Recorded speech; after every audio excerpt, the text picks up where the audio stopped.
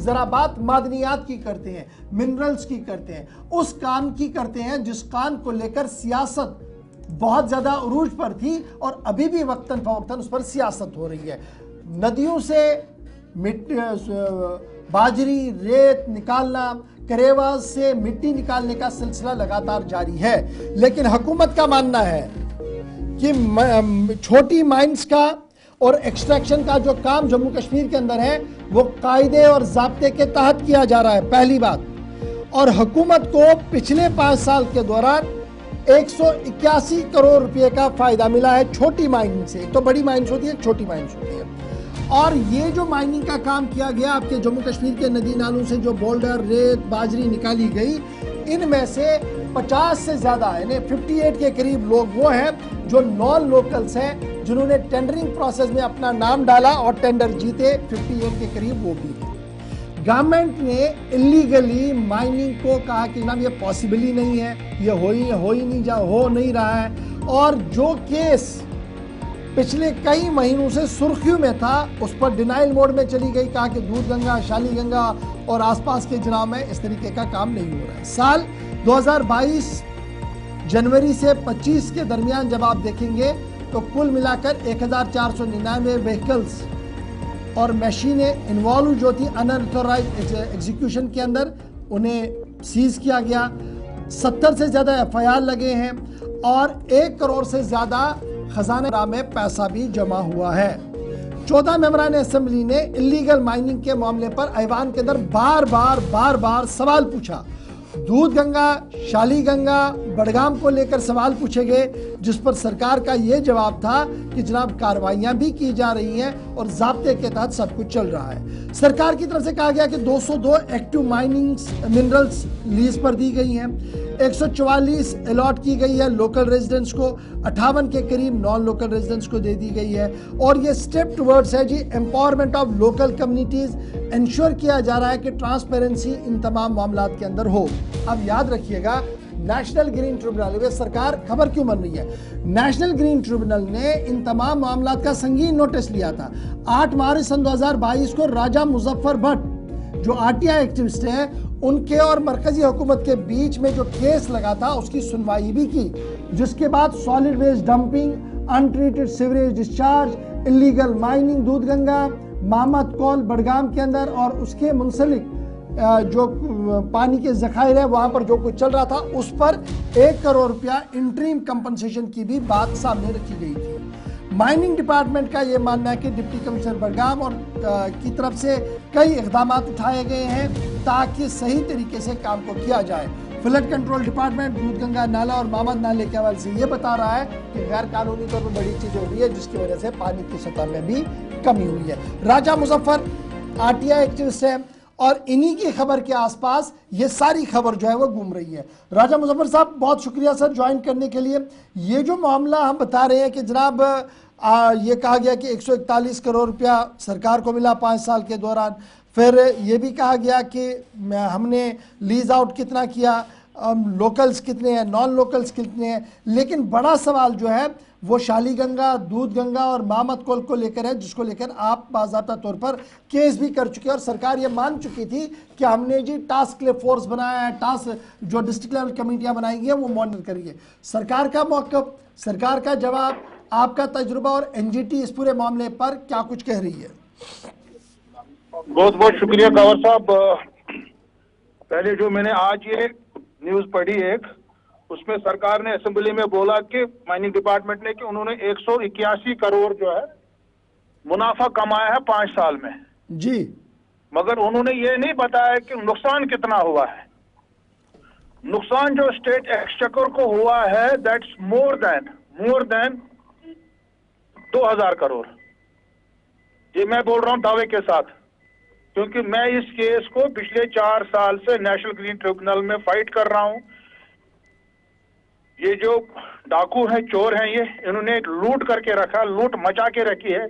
जितने भी हमारे नदी नाले हैं, हमारे क्या बोलते वाटर बॉडीज हैं या हमारे करेबाज हैं, करेबा तो दूर की बात, करेबा की तो बात हुई ही नहीं असेंबली में। उसमें कितना नुकसान हुआ है और कितना रेवेन्यू है, उसमें तो रेवेन्यू कुछ भी नहीं आया है। उसमें तो 1% भी रेवेन्यू नहीं आया। और जहां तक इलीगल रिवरबेड माइनिंग की बात, उन्होंने कहा कि 181 करोड़ रेवेन्यू ने लिया, हासिल किया है 5 साल में, मगर जो नुकसान है स्टेट एक्सचेकर को, इकोनॉमिक लॉस है, that's more than 2000 crore, 2000 to 3000 crore कम से कम मैं बात कर रहा हूं, जम्मू कश्मीर की बात कर रहा हूं। और जहां तक एनवायरमेंटल लॉस की बात होती है, बिकॉज पोल्यूटर पेज प्रिंसिपल एक कानून है, एक लॉ है, उसके तहत एक बाकायदा एनवायरमेंटल असेसमेंट किया जाता है, कितना एनवायरमेंटल लॉस वो 10 गुना होता है। दैट मीन्स अगर 3000 करोड़ या 2000 करोड़ हमारा इकोनॉमिक लॉस है, एनवायरमेंटल लॉस जो जम्मू कश्मीर का हुआ है वो 20,000 करोड़ के आसपास है। और ये प्रूव हुआ है नेशनल ग्रीन ट्राइब्यूनल की, जो उन्होंने जो कॉन्स्टिट्यूट की थी team, ministry of environment, forest, climate change, central pollution control board के जो ऑफिसर्स यहाँ पे आए थे, खासकर अभी हाल ही में जो आए थे 26 दिसंबर को पिछले साल आए थे सुखनाग में, और वहां पे 3.5 साल के बाद उन्होंने इलीगल माइनिंग बंद की। और जो सुखनाग नाला है वहां पे तो ई ऑक्शन भी नहीं हुआ था, किसी कंट्रैक्टर को अलॉट भी नहीं हुआ था, डायरेक्टली चोरियां कर रही थी। NKC projects private limited company है जो श्रीनगर रिंग रोड बना रही है, डायरेक्टली वो चोरियों में इन्वॉल्व थी। और उन्होंने बिल्कुल जो डॉक्यूमेंट सबमिट किए गए एनजीटी के सामने, डिप्टी कमिश्नर बडगाम ने 163 डिस्पोजल परमिट्स दिए थे, डिस्पोजल परमिट के नाम पे। डिस्पोजल परमिट कब दिया जाता है? जब तुगियानी आती है किसी दरिया में, वहां पे मटेरियल जमा होता, वहां बोल्डर जमा, फिर उनको निकालना होता 3 दिन, और 3 दिन का डिस्पोजल परमिट, 15 दिन का डिस्पोजल परमिट, उसको आगे बढ़ाते बढ़ाते 3.5 साल तक। और उसमें से एक्सचेकर में कितना जमा हुआ, मेरे पास सब डॉक्यूमेंट है। 3.5 साल में स्टेट एक्सचेकर में जमा हुआ खाली 1,63,00,000 रुपए जी, जबकि पर डे, एक दिन 200 डंपर निकलते थे वहां से, एक दिन का लॉस होता था 15 से 20 लाख रुपए। और जो इन्होंने खुद बोला तकरीबन 200 करोड़ 250 करोड़ वहीं लॉस हुआ है, खाली इकोनॉमिक लॉस। और 2,500 करोड़ खाली सुखनाग में लॉस हुआ है, एनवायरमेंटल लॉस।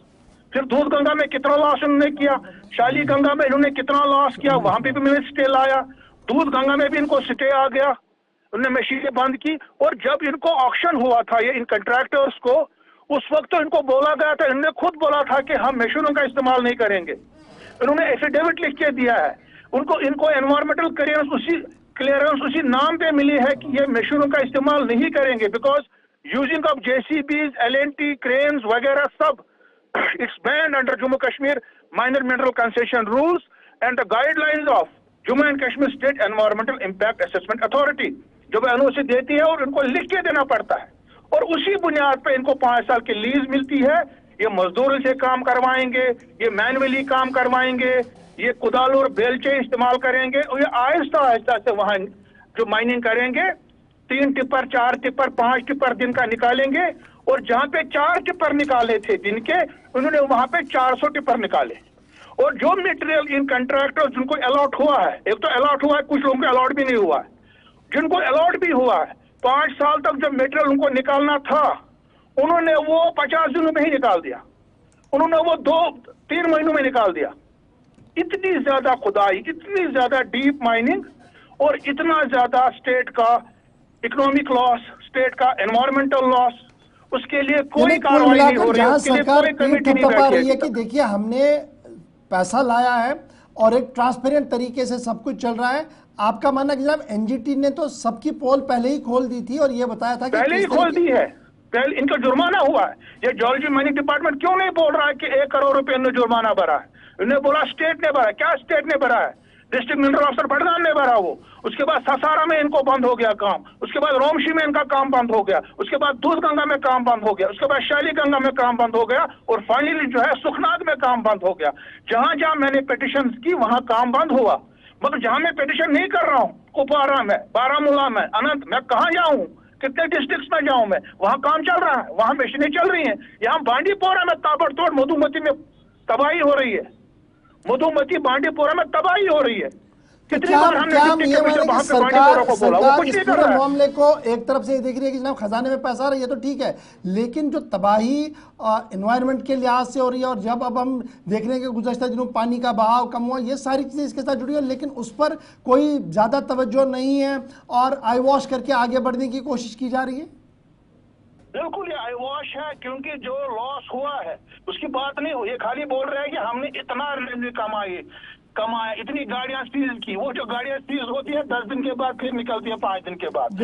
राजा मुजफ्फर साहब, ये जो इसमें राजा मुजफ्फर साहब, ये जो इसमें ये बात भी कही गई है कि जो गैर मुकामी लोग हैं 58 ऐसे हैं जिनको ये लीज अलाट किया गया। तो ये कौन से लोग हैं जिनको ये लीज अलाट किया गया और कहाँ कहाँ पर इनको ये अलाट किया गया? साहब ये कोई बड़े कॉन्ट्रैक्ट नहीं है, खाली 2-2.5 करोड़ के कॉन्ट्रैक्ट होते हैं 5 साल के लिए। 2.5 करोड़, 3 करोड़, 4 करोड़, 1.5 करोड़। मगर चावड़ा की बात करो, 1.5 करोड़ में मिला 5 साल के लिए। खुदा के लिए मुझे बताओ, 1.5 करोड़ के लिए आपको 5 साल के लिए मिला, दैट मीन आपको थोड़ा थोड़ा करना है। ये उन्होंने मैक्सिमम, इसमें जो बाहर के लोग भी आए थे उन्होंने भी फिर लोकल को ही सबलेट किया है, वो भी इलीगल है। बाहर के भी अगर को किसी को मिला वो भी लोकल को ही बाद में उसने दिया है। बाहर और लोकल की उतनी बात नहीं है, मेन बात जो है डैमेज की बात है। बिल्कुल, डैमेज बहुत ज्यादा हुआ। बहुत शुक्रिया सर हमारे साथ ज्वाइन करने के। राजा मुजफ्फर साहब आरटीआई एक्टिविस्ट हैं और मुसलसल नेशनल ग्रीन ट्रिब्यूनल में इस पूरे मामले पर गुफ्तगू कर रहे हैं। बता रहे थे कि जनाब सरकार का मौक़िफ़ क्या है और जमीनी सूरत हाल क्या कुछ है।